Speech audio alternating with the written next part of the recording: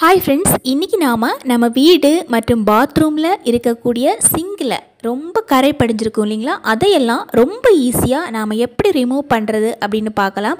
கூடவே சேர்த்து நிறைய இன்ட்ரெஸ்டிங்கான விஷயங்கள், அது மட்டும் இல்லாமல் யூஸ்ஃபுல்லாக இருக்கக்கூடிய நிறைய கிளீனிங் டிப்ஸ் பார்க்க போகிறோம். வாங்க நம்ம வீடியோக்குள்ளே போகலாம். முதல்ல நாம் ஒரு பவுல் எடுத்துக்கலாம். அந்த பவுலில் இந்த மாதிரி கொஞ்சமாக 1 டீஸ்பூனுக்கு பேக்கிங் சோடா எடுத்துக்கலாங்க. இப்போ நம்ம வீட்டில் இருக்கிற கோல்கேட் 1 டீஸ்பூனுக்கு எடுத்துக்கலாங்க. கொஞ்சமாக நம்ம பல்லு விளக்குறதுக்காக யூஸ் பண்ணுவோம் இல்லைங்களா, அந்த கோல்கேட் தான் கொஞ்சமாக இந்த மாதிரி எடுத்துக்கலாம். இது கிளீனிங்க்கு ரொம்ப யூஸ்ஃபுல்லாக இருக்கும். இது எவ்வளவு கரை படிஞ்சிருந்தாலும் நமக்கு அதை ரொம்ப ஈஸியாக ரிமூவ் பண்ணுறதுக்கு ரொம்ப ஹெல்ப்ஃபுல்லாக இருக்கும். இப்போ நம்ம பாத்திரம் கழுவுறதுக்காக யூஸ் பண்ணுற ஜெல் யூஸ் பண்ணலாம். இதுக்கு பதிலாக நம்ம துணி துவைக்கிற பவுடர் கூட யூஸ் பண்ணிக்கலாம். ஏதாவது 1 டீஸ்பூனுக்கு இந்த மாதிரி ஊற்றி நல்லா மிக்ஸ் பண்ணி விடணும். நாம் இந்த மாதிரி அந்த பேக்கிங் சோடா கூட மிக்ஸ் பண்ணும்போது நல்ல க்ரீமியாக வரும் பாருங்கள். இந்த மாதிரி நல்ல பேஸ்ட் மாதிரி வரும்போது நமக்கு அப்ளை பண்ணுறதுக்கு ரொம்ப வசதியாக இருக்கும். ஸோ இந்த மாதிரி பேஸ்ட் மாதிரி நல்லா மிக்ஸ் பண்ணி எடுத்துக்கோங்க. இதை வச்சு நாம் ரொம்ப நாள் க்ளீன் பண்ணாமல் இருந்த இடத்த கூட சட்டுன்னு 5 நிமிஷத்தில் க்ளீன் பண்ணி எடுத்துடலாம். இப்போ நம்ம முதல்ல க்ளீன் பண்ண போகிற இடம் என்னென்னா, இந்த மாதிரி சிங்கு தான். இந்த சிங்கு பாருங்கள், ரொம்ப கரை படிஞ்சிருக்கு இல்லைங்களா. இந்த மாதிரி சிங்கு நம்ம போட்டு தேய்க்கணும். ஸோ அதுக்கு ரொம்ப கஷ்டப்படணும் அப்படிங்கிற அவசியம் கிடையாது.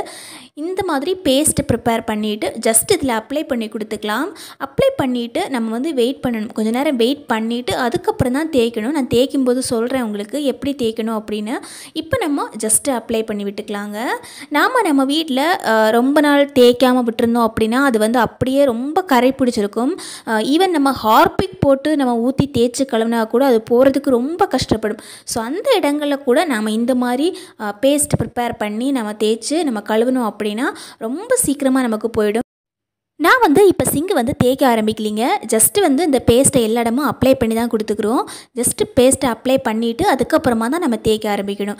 பேஸ்ட்டை அப்ளை பண்ணிவிட்டு உடனடியாக நம்ம தேய்க்கக்கூடாது. ஒரு 5 நிமிஷமோ 10 நிமிஷமோ நம்ம வெயிட் பண்ணிவிட்டு அதுக்கப்புறமா இந்த மாதிரி ஸ்க்ரப்பர் யூஸ் பண்ணி நம்ம தேய்ச்சோன்னா ரொம்ப சூப்பராக போகும். இப்போ பாருங்கள், அந்த சிங்கில் தண்ணி போகிற இடத்துல கூட எந்த அளவுக்கு கரை படிஞ்சிருக்குதுன்னு. இந்த மாதிரி கரையெல்லாம் நாம் ஹார்பிக் யூஸ் பண்ணி கழுவினா கூட போகிறதுக்கு ரொம்ப கஷ்டப்படும்.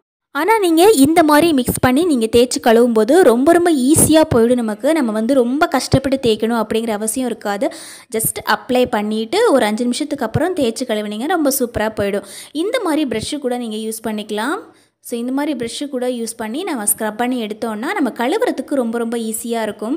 இல்லை இந்த ப்ரஷ்ஷு உங்கள்கிட்ட இல்லை அப்படின்னா நீங்கள் பாத்திரம் கழுவுற நார் கூட நீங்கள் யூஸ் பண்ணிக்கலாம். இப்போ பாருங்கள் எந்த அளவுக்கு க்ளீனாக இருக்குது அப்படின்னு. ரொம்ப யூஸ்ஃபுல்லாக இருக்கும் இந்த விஷயம் உங்களுக்கு. கண்டிப்பாக ட்ரை பண்ணி பாருங்கள்.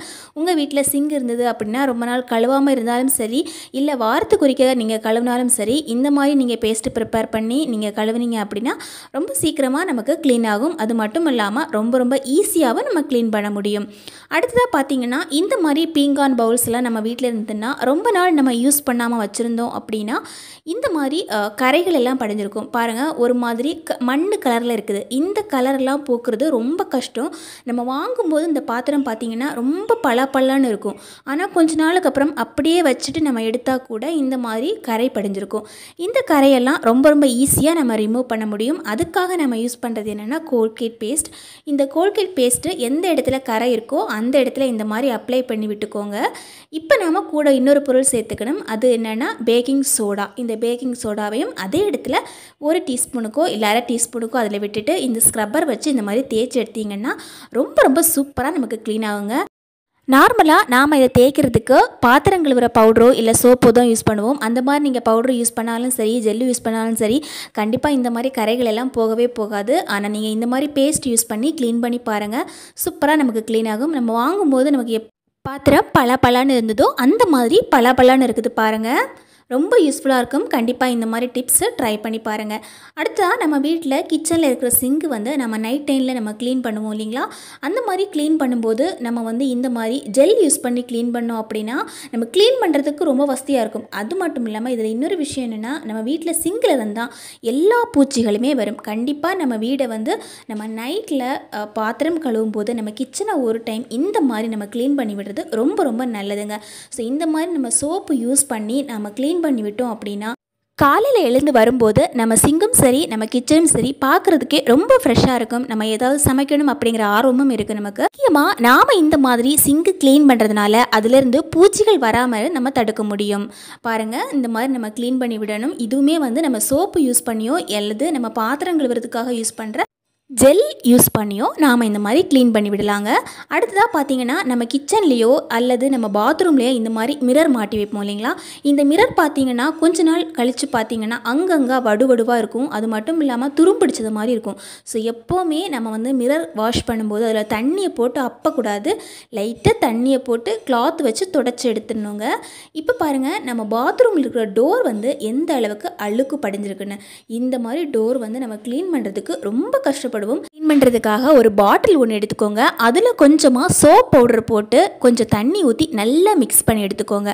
அதுக்கப்புறமா அந்த பாட்டிலோட மூடியில் நல்ல ஹோல்ஸ் போட்டு விடுங்க. அப்போ தான் நமக்கு ப்ரெஸ் பண்ணும்போது இந்த மாதிரி வரும். பாருங்கள், இந்த மாதிரி ஸ்ப்ரே ப்ரிப்பேர் பண்ணி வைக்கிறது நம்ம வீட்டில் நிறைய இடங்களில் யூஸ் ஆகும். நம்ம வீட்டில் இருக்கிற கிச்சன் அண்ட் ஸ்டவ், அது மட்டும் இல்லாமல் சிங்க், இந்த மாதிரி நிறைய இடங்களில் நாம் இந்த மாதிரி ஸ்ப்ரே பண்ணி கழுவுறதுக்கு ரொம்ப வசதியாக இருக்கும். இது நாம் பாத்ரூமில் இருக்கிற டோரில் இந்த மாதிரி ஸ்ப்ரே பண்ணிவிட்டு நாம் லைட்டாக துடைச்சாவே போதும். ரொம்ப ரொம்ப சூப்பராக நமக்கு க்ளீன் ஆகும். இப்போ பாருங்கள், நான் வந்து எல்லா இடத்துலையும் இந்த மாதிரி நல்லா ஸ்ப்ரே பண்ணி விட்டுட்டேன்.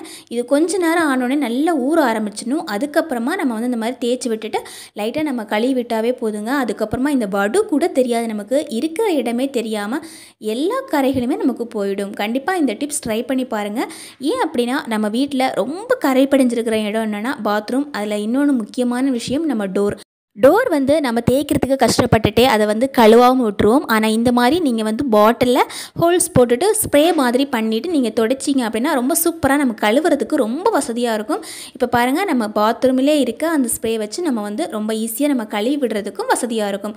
ரொம்ப ஈஸியாக நம்ம இந்த மாதிரி டோர் க்ளீன் பண்ணி எடுத்துடலாம். கண்டிப்பாக இந்த டிப்ஸ் ட்ரை பண்ணி பாருங்கள்.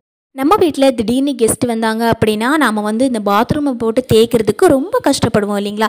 ஸோ வந்து எப்போவுமே இந்த மாதிரி ஒரு லிக்விட் நீங்கள் ப்ரிப்பேர் பண்ணி வச்சுருந்தீங்க அப்படின்னா இந்த மாதிரி தக்க சமயத்தில் நமக்கு யூஸ்ஃபுல்லாக இருக்கும். அதே மாதிரி டக்குன்னு நம்ம க்ளீன் பண்ணுறதுக்கும் ரொம்ப வசதியாக இருக்கும். இப்போ நாளைக்கு தான் கெஸ்ட்டு வராங்க அப்படின்னா இன்றைக்கி சாயங்காலம் கூட நம்ம இந்த மாதிரி க்ளீன் பண்ணி விடலாம். டக்குன்னு சீக்கிரமாக க்ளீன் பண்ணி விடவும் செய்யலாம். ஈஸியாகவும் இருக்குது நமக்கு. கண்டிப்பாக இந்த டிப்ஸ் ட்ரை பண்ணி பாருங்கள் ஃப்ரெண்ட்ஸ். இப்போ நாம் ஒரு பவுல் எடுத்துக்கலாங்க.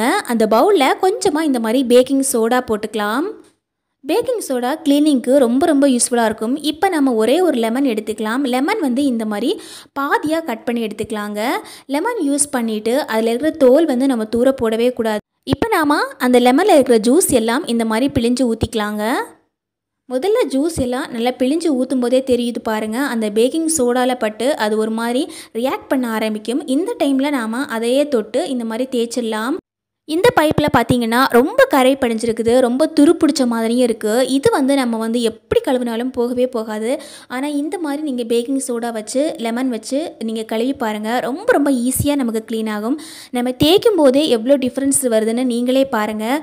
அதே மட்டும் இல்லாமல் நம்ம வீட்டில் உப்பு தண்ணி யூஸ் பண்ணுறோம் அப்படின்னா டேப் வந்து ஒரு மாதிரி அடைக்க ஆரம்பிக்கும். அதாவது தண்ணி ஒழுங்காக வராமல் கொஞ்சம் கொஞ்சமாக தண்ணி வர ஆரம்பிக்கும். ஸோ அந்த டைமில் நாம் இந்த மாதிரி பேக்கிங் சோடாவும் லெமனும் சேர்த்து இந்த மாதிரி அந்த டேப்லேயே வச்சு கொடுத்தோம் அப்படின்னா நமக்கு அடைப்புகள் இல்லாமலும் இருக்கும். நம்ம டேப் வந்து புதுசாக நேற்றுக்கு தான் ஃபிக்ஸ் பண்ண மாதிரி ரொம்ப பளபளன்னு பார்க்குறதுக்கே சூப்பராக இருக்கும். முதல்லையே நீங்கள் இந்த பைப் பார்த்தீங்கன்னா தெரியும், ரொம்ப துருப்பிடிச்சு ரொம்ப கரை பிடிச்சிருக்குது. இந்த பைப் வந்து நம்ம க்ளீன் பண்ணுறதுக்கு நம்ம க்ளீன் பண்ணாமலே இருக்கலாம் அப்படின்னு தான் நம்ம யோசிப்போம். ஏன்னா வந்து தேய்க்கிறதுக்கு ரொம்ப கஷ்டம்னு நினைப்போம். ஆனால் வந்து ரொம்ப ரொம்ப சாதாரண விஷயம் தான் இது. ரொம்ப ஈஸியாக நம்ம க்ளீன் பண்ணி எடுத்துடலாம்.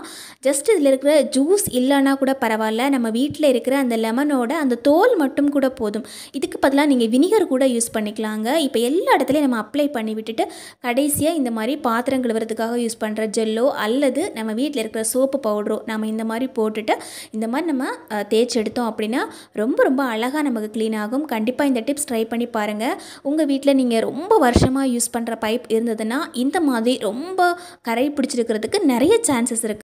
இந்த பைப்பு பார்த்தீங்கன்னா நிறைய துருக்கரைகள் தான் அதிகமாக பிடிச்சிருக்கு. இந்த கரையெல்லாம் நம்ம சோப்பு போட்டு தேய்ச்சோம் அப்படின்னா போகாது. அதனால் கண்டிப்பாக நமக்கு லெமன் ஜூஸ் தேவைப்படும். லெமன் ஜூஸ் இல்லாத பட்சத்தில் நீங்கள் வந்து வினிகர் யூஸ் பண்ணிக்கலாம். இப்போ நம்ம கழுவி பார்க்கலாம் நம்ம வந்து எந்த அளவுக்கு க்ளீன் பண்ணியிருக்கிறோம் அப்படின்னு பாருங்கள். நேற்றுக்கு மாட்டின பைப்பு மாதிரி ரொம்ப ஃப்ரெஷ்ஷாக ரொம்ப அழகாக நமக்கு க்ளீன் ஆகிருக்குது. தேங்க்யூ ஃபார் வாட்சிங் ஃப்ரெண்ட்ஸ்.